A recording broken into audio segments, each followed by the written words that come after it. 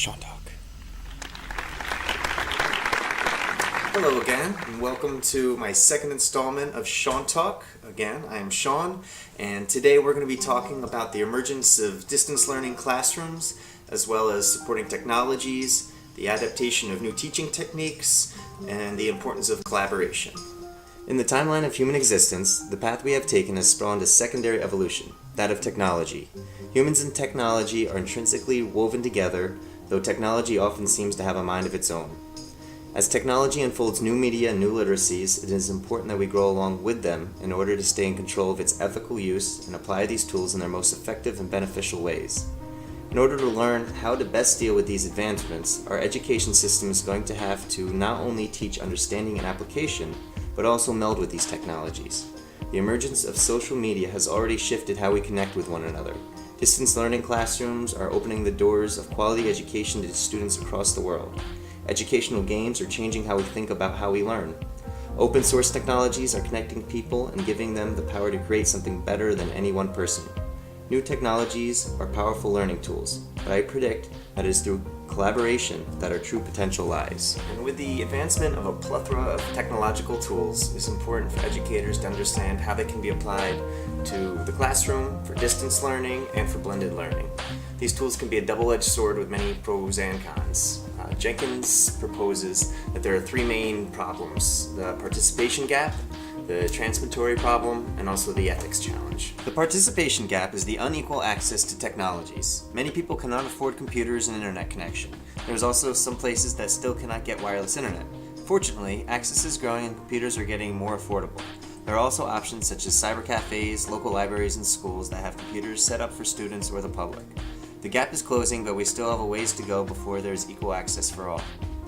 The transparency issue has to do with knowing the truth value of information found in different media. The internet is great because anyone can participate, but that is also a negative because it is hard to fact-check all of this content. It is an important skill in an online learning to research the credibility of content and piece together a realistic and valid picture of your topic. The ethical challenge, on the other hand, is one of the most important challenges the internet faces. It is the ethical use that will divide whether technology will be a potentially powerful tool or a destructive force in our society. Cyberbullying, identity theft, viruses, and a large variety of scams exist all over the internet. By teaching our students ethical use early, we can hope to avoid more of these pitfalls in the future. Online learning can be the solution to many problems that the traditional classroom is facing, such as being overcrowded, having access to remedial and accelerated classes. These classes can reach specific needs of the individual student. We can also have more of an audience for qualified teachers in order to reach out to the children as well. In order to make distance learning as effective as face-to-face contact, there are several factors that should be kept in mind by the teacher and student.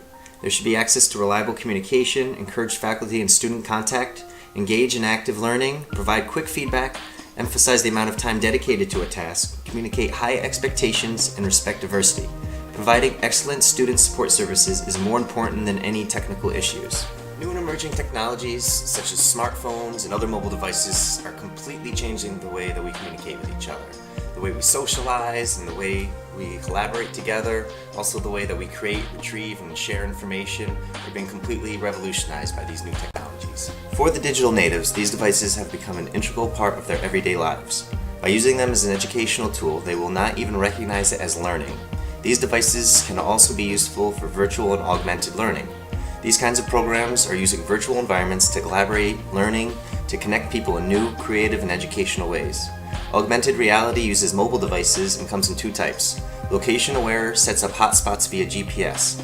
This would be useful on city tours and field trips to generate information on your phone or tablet as you pass certain historical spots.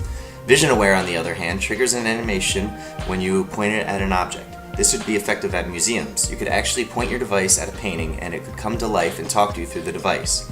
It also has the potential for some very interesting product placement. Another technological advancement that will greatly aid virtual learning is the use of artificial agents.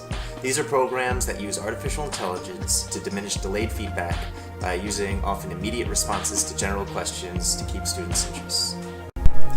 There are several types of artificial agents. Reflex agents are the simplest kind and react to conditional action rules. Agents with memory can learn along with the student, keeping track of progress and adapting to appropriate ability levels. Human-like agents are more complex and describe beliefs, free will, consciousness, abilities, and wants to the machine. Teachers are not always available around the clock. As artificial agents are applied to online learning environments, they will begin to fill holes in learners' interactions and eventually create an even more immersive environment. This brings us to one of our most powerful and often one of our most underappreciated learning tools: games. Even games that are thought to be not educational, such as Grand Theft Auto and Call of Duty, can actually benefit problem solving, hand-eye coordination, collaborative teamwork, and can even be great stress relievers. Other programs such as Khan Academy and Code Academy are blurring the lines between schoolwork and games. The problems are set up to be interactive and engaging. They reward you with badges for doing well and provide hints and videos for when you are stuck. With the ability to keep track of the student's learning curve, I believe these and other educational games will soon be an integral part of the learning experience in both classrooms and virtual environments. And in addition to gaming software, web-based conferencing software and open source softwares are changing how we interact and collaborate with each other online. Web-based conferencing software such as Adobe Connect and Cisco WebEx are great learning platforms. They have the ability to load PowerPoint presentations and other documents, as well as switch presenters and archive recorded meetings. Another great program for conferencing or as a learning platform is Big Blue Button. It has many of the same features as other conferencing software, but is also open source. Open source is a free licensed software that allows you to use, modify, and redistribute the original program. Unlike privately licensed software, open source often depends on the collaboration of users to contribute content, give feedback, and check for quality control. Other open source resources include Moodle, which is our Mallet platform, Wikipedia, a user-created online encyclopedia, Mozilla, the first open source web browser, and Connections, an open source interactive textbook. And this brings me to my next very important topic: collaboration within multiple intelligences. The greatest of human and technological potential lies within collaboration, and the richness and beauty in life comes from variety and individual differences. Mizuko Ito's idea of value at the edges looks at the edge of companies, markets, geographies, and demographics in order to find outside-the-box thinkers and hence innovation. Jenkins looks at collaboration by stating, "Our focus is not on individual accomplishment, but rather the emergence of a cultural context that supports widespread participation and distribution of media. It is not enough to just have one outside-of-the-box thinker. The trick is to have lots of them working together to create content that will inspire others to develop their own creative contributions. There is power in numbers, but more so if they are able to cooperate in an ethical manner." Students learn in a variety of ways, and our education system should be adapting to them. Howard Gardner's theory of multiple intelligence split these ways of learning into 8 categories: verbal and linguistic, logical and mathematical, visual and spatial, musical, interpersonal, how they work with others, intrapersonal, how well they know themselves, naturalistic, and existential, their ability to ask philosophical questions. It's time we reinvent how we are teaching our students. Pushing them through like a factory line is not taking advantage of their individual talents, and not even preparing them for basic survival skills outside of school. Using videos in the classroom has helped to appeal to several intelligences simultaneously. They're visually stimulating, you can hear the dialogue along with typically exciting music, and closed caption can reinforce the dialogue by allowing them to read as they listen. Encouraging students to actively watch by taking notes and answering questions before and after the video will ensure that they're getting what they can out of it. So not only should students be watching more educational videos, but they should also be creating them. Using video cameras and editing systems are a great way for students to create their own content, fully understand the subject matter, and pick up more useful skills along the way. Technology is taking our lives to new and unexpected places, but if we cannot predict what is going to happen in the future, how do we know what skills we should be teaching our children to best prepare them? The first thing we should look at are the drivers of change. These include extreme longevity, the rise of smart machines taking over tedious jobs, new tools and literacies, superstructured organizations, and a globally connected world. Future skills are going to be higher levels of thinking that computers and robots are not capable of, making sense of data to create a deeper meaning and significance of what is being experienced. Social intelligence allows us to connect in a deep and direct way and having empathy while working with others. Novel and adaptive thinking is an important skill that lets us think outside of the box and develop new, innovational ideas. Cross-cultural competencies is going to allow us to work with other people around the world on understanding regional differences and exchanging ideas and solutions.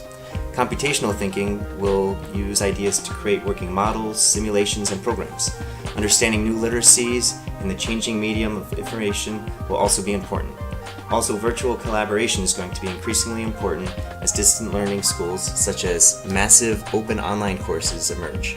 Understanding the skills needed for the future success will help us develop educational environments for today. So, in order to make distance learning a success, the most important factor seems to be student support. This typically comes from the teacher, but it can also come from peers, guest speakers, or even artificial agents. The feedback can be written, auditory, or signified by badging. Shortening the response gap becomes crucial. In addition to feedback, distance learning can use a variety of technological resources to stimulate the learning process for multiple intelligences. By creating student-driven curriculum and project collaboration, we will be able to nurture the students' individual talents while applying them to team efforts. I believe if properly applied, virtual learning can be even more effective and engaging than the traditional classroom. With the ability to reach students around the globe, a more educated population will mean a better world for everyone. Although new technology advancements can be great tools, in the end it's important to remember that it's not the technology, but it's the content and the application for learning. So thanks again on joining me for my second Sean Talk. It's been fun and I hope you learned something. Bye!